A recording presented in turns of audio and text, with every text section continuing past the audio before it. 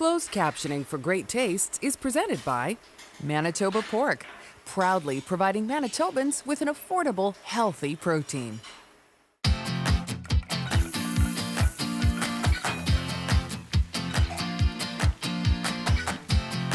Manitoba Liquor Mart presents Great Tastes of Manitoba. Great Tastes is brought to you by GreatTastesMB.ca. Local farms, local foods. Great Taste is sponsored by the Government of Canada and Manitoba Agriculture through the Canadian Agricultural Partnership.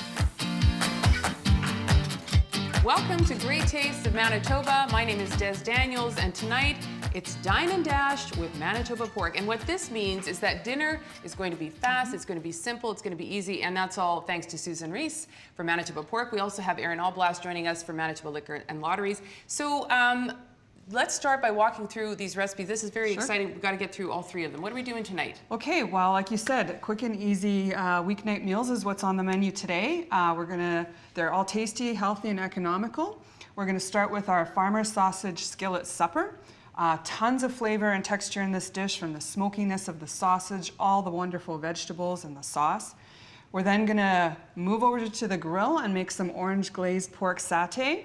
We're going to use thin strips of pork tenderloin that are soaked and glazed in an Asian-inspired citrus-based sauce. Hello. Super yummy. Yum, yum. And then we'll end with a Mexicali pork soup. This is a simple soup. It's hearty, super yummy considering how quick it comes together. Okay, nothing seems too complicated, but No, lots of not at flavors, lots of interesting things happen. I know your gears are turning as they always are. What are you thinking? So with the variety of dishes that Susan's put together, we're going to stick with Canadian wine coming from one of the most southerly wine regions in Canada, and we're going to go for complementary flavors to the dishes. You can use contrast as an element when you're pairing wine and food, but we're going to go with complementary to really make the food pop. Sounds good. We'll chat with you in just a few. So, farmer sausage skillet supper. Well, first of all, everybody loves farmer sausage. Absolutely. So let's get started here. Okay, well, we're actually going to start with our Winkler farmer sausage. Obviously, farmer sausage is an iconic Manitoba food based in Mennonite tradition. We're featuring Winkler today just so that we can highlight the verified Canadian pork label. It's kind of a new thing that's out there. Okay. And basically what that means is that the product contains 100% Canadian pork. It's pork that's farmed locally, it's federally inspected, and it's nationally distributed by Canadian farmers and processors. The platform that program is built on is on-farm quality assurance, animal care, and traceability. And if folks want to know more about that, they can go to verifiedcanadianpork.com. Okay, sounds good. That's something that's very important to people. They like to know where it's from. They like to know how it's made. And so, and there's actually a video, right, that people can go and check out if they want to see. Yeah, we can talk about that a little bit more later. So with our farmer's sausage, what I like to do is I prefer to cut it on a diagonal. So what I've done is actually I've put this in the freezer for about 45 minutes. Okay, that's smart, because often when I'm like farmer sausage, it's like, it tends to kind of like crumble down. Yeah, it crumbles a little bit. Yeah. And putting it in the freezer, especially if your knife isn't super sharp, make sure that you can get those nice slices. Mine typically doesn't end up looking like that. Add that to this bowl here. And that's one of the things about this dish that you want to make sure that you do ahead of time, is get all of your ingredients together, because once the cooking starts, as you're going to see, things go very, very quickly. Yeah, and it's kind of nice because you can almost, like, if you know that you're going to be super busy, the day that you're going to be serving this, you can get everything ready the day before and then just kind of have it kind of ready to go, except for maybe the farmer's sausage, because like you said, pop it in the freezer for a bit and sort of keeps it nice and together. Helps a lot. So just put that in there. And so where it's made, tell us a little bit about this video.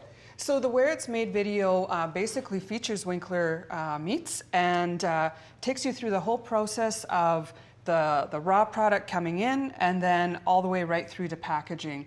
It always amazes me how much attention there is to detail and the cleanliness of everything and just the quality of ingredients. And it's fantastic. It's a relatively simple process too, which again you can see on the video where it's made. All right, so we've got our farmer sausage kind of done up here. So we browned it already ahead of time. We're going to add some garlic now. Never a bad idea. Nope. And garlic just really takes all of like 30 seconds. You want to saute that in there. You don't want to burn the garlic, otherwise it goes bitter on you. So 30 seconds is all you need just for it to get a little bit more fragrant. And you have lots of different vegetables here. Is the order that you actually put them into the skillet, that's kind of important too, right? The first thing we're actually going to do is add our sauce though, and this is equal parts of tomato sauce and chicken broth. That's going to add some flavor and Simple coat enough. that sausage nicely.